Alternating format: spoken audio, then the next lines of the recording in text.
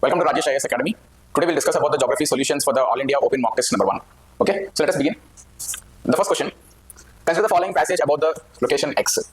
Okay, so these type of questions are usually UPSC's favorite. Sometimes they will give you one paragraph and then they will ask you to identify which of these options is most relevant to the paragraph. Okay, so let us go through this paragraph one by one. Due to near verticality of the rays. So whenever you go through such questions, first try to underline the important phrases in that one so that it will be easy to solve.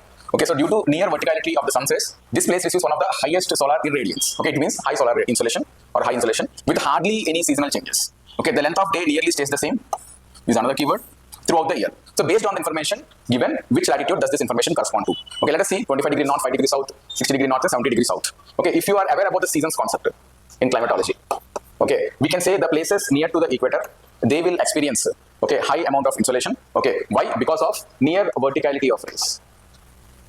Okay, the greater is the angle of incidence, the more is the amount of insolation received at the surface. Okay, so since at the equator, the sun's rays usually fall on near vertical angle, okay, so hence it will receive high solar irradiance. At the same time, the equatorial places experience almost similar equal lengths of days and nights. Okay, if you're exactly at the equator, throughout the year there will be 12 hours of daytime and 12 hours of nighttime. If you're slightly away from the equator, like for example, say 10 degree north and 10 degree south, the variation won't be much. Okay, so based on all these options, if you see, the 5 degree south is the place which is closest to the equator, so hence the correct answer for this question is C.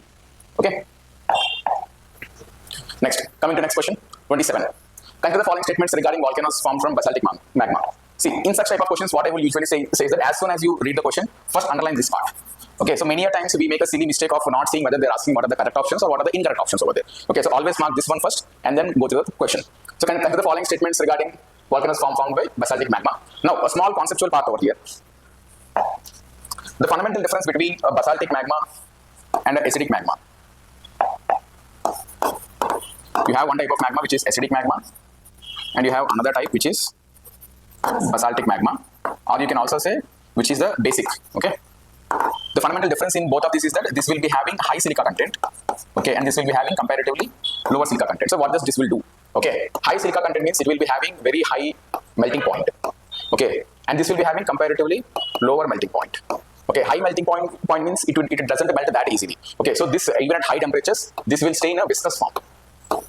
And this will be comparatively fluidic in nature. So this is what you have to associate when you talk about acidic magma and basic magma. Okay, acidic magma is highly viscous in nature, whereas basic or basaltic magma is fluidic in nature. So if you know this part, the remaining question is very much easy to solve. Okay, so let us go to this part over here. So here they are asking questions about the basic magma.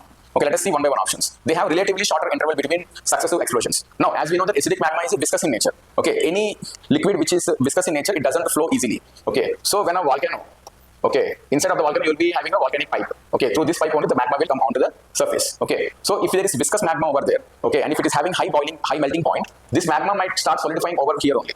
Okay, like imagine like a palapine made of soda. So in that way, the top layers which is exposed to the surface will start solidifying much more quickly, and since it is viscous, the lava flow won't be that easy.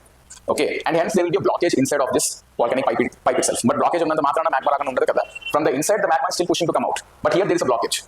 So because of this, suddenly one day the pressure will build up to such a level that it will start to burst open. Okay, so hence acidic magmas, which are highly viscous in nature, they are explosive in nature also. Okay, and since they are viscous in nature, and hence the time interval between two explosions will be much longer. Whereas in basic magmas, it is highly fluidic in nature. Okay, fluidic means it can easily come out whenever it wants to.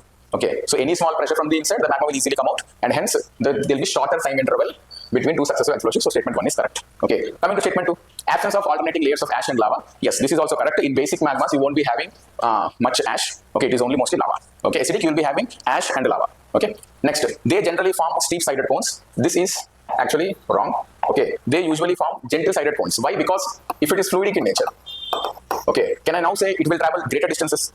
If you are putting honey on the floor, if you are dropping honey on the floor, the honey will travel only to a short distance. Whereas if you pour water on the floor, the water will travel to much farther distance. So in the same way, the basaltic magma or basic magma, which is fluidic in nature, it will travel longer distances. Since it will travel longer distances, so the cone which it will be forming, okay, will be having gentle slopes. Okay, so basic basaltic magmas usually form gentle-sided cones, gently sloping cones. So statement 3 is wrong. Okay, 1 is correct, 2 is correct. Okay, and then the lava flows from them can spread over large distances. Yes, we will discuss. So the answer is 1, 2, and 4. How many of the statements? 3. Okay, so a little bit lengthy explanation, but we need to do that for conceptual clarity. Okay. Next, coming to the next question. Which of the following factors will increase the salinity of seawater? See, salinity is nothing but the concentration of salts in a sample of seawater. Okay, so concentration of salts will depend upon the input of water versus output or extraction. of water. Okay, so if there is more amount of input of water, what will it lead to? It will lead to dilution. అంతే కదా, ఉప్పకొండ నీళ్ళు extra water వేసుకుంటే కొంచెం బెటర్గా ఉంటుంది. Okay, if you're extracting water from it, it will lead to concentration of salinity. Okay, like for example, if you are boiling salt water, okay, eventually when all the water gets evaporated, the salt will be left. So that is concentration, nothing but. Okay, so now which of the following factors will increase the salinity? Okay, and choose the correct answer. Now if you see increase of salinity, so if I'm in the first option is influx of river water. River water is usually fresh water. Okay, so if more and more fresh water is coming and getting added into the sea, okay, it will lead to dilution. So hence influx of river water does not increase salinity. Okay, the second one, anticyclonic conditions. Anticyclonic conditions are generally characterized by clear skies. Okay, and if it is clear skies and hence more amount of insolation will reach the surface. Ante kada, if the skies are cloudy in nature, okay, it will be comparatively cooler. But if the skies are clear, all the insolation which is entering into the atmosphere, majority of it will come onto the surface. If there is high insolation, can I say there will be high evaporation? Okay, so if there is high evaporation, what will happen? It will lead to output or extraction of water from the sea, so it will lead to concentration of salinity. So concentration means it will lead to increase of salinity. Okay, coming to precipitation. In precipitation, what will happen? You are influxing more amount of water into the sea, so it will lead to dilution. So dilution doesn't lead to increase in salinity. Now the fourth one, melting of ice. Ice is again fresh water, so it means you are adding more and more fresh water into the sea, so it will lead to dilution. So dilution does not lead to increase of salinity. So select the correct answer, 2 only. Okay. Next, 29th one. Given below is a graph that plots the amount of insolation into the Earth's surface over the course of an year. Okay. So now again, this is a conceptual type of question. These geography questions are specifically prepared by me. So here in this type of questions, we try to learn concepts more. Okay, in geography usually they don't ask a factual question; they ask more of a conceptual ones. Okay, unlike polity and all. So you need to know the concepts clearly, and hence I prepared this one. So this is a curve, insolation curve. You can say the y-axis is the radiation or amount of radiation received.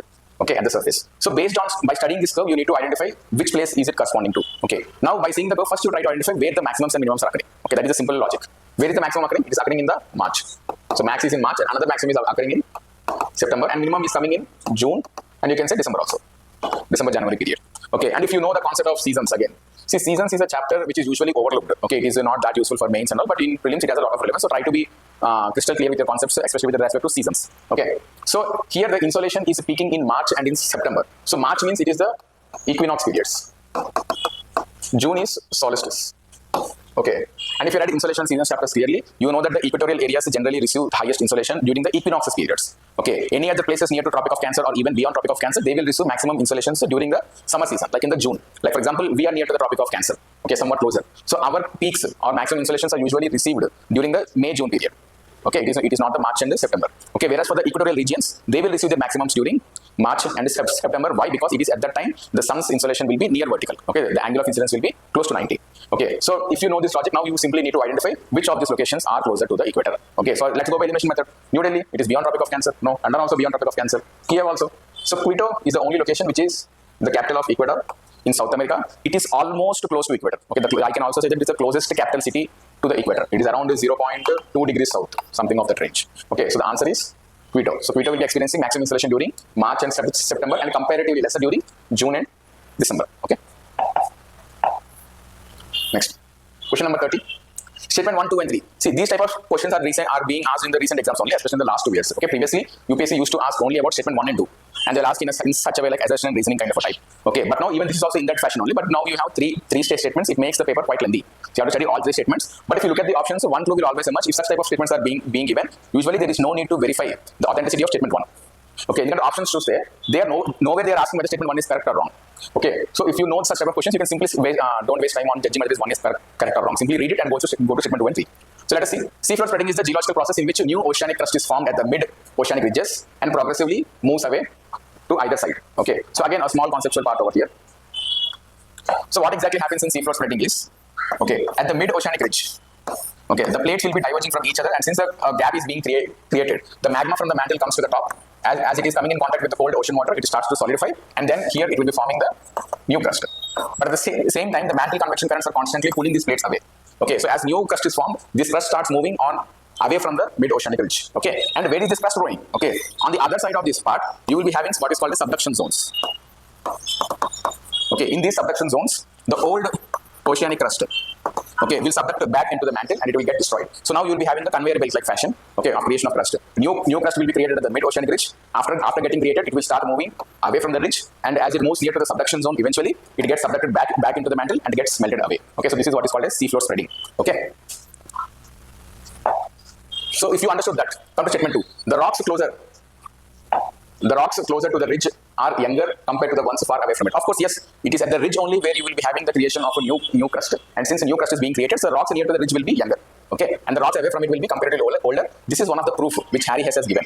Okay, next statement 3. The thickness of sediments decreases from the ridge to the continents. Now, for this I usually give a small analogy. Okay, like for example, if you've forgotten a book near to a window, okay, and you went to Dasara holidays for 10 days, okay, and by the time you come back to and open your room, okay, and when you go to the table, you'll be finding a thin layer of dust on it.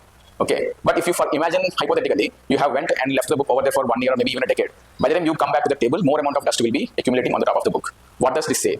Given more amount of time, the amount of sediments on the book will be high. Simple logic. More amount of time, more amount of sediments. Okay, so now the rocks near to the ridge are younger in nature. They are created recently. So how much sediments will be there? Sediments will be less. Whereas the rocks away from the ridge, near to the continental margins, they are created much earlier. So they will be accumulating more amount of sediments over time. Okay, so if you go by the thing, the thickness of sediments decreases from the ridge to the continents. No, it is actually increases. Okay, the sediments will be less near to the ridge because the rocks are younger, but as you are going away from the ridge towards the continents, the thickness will keep on increasing.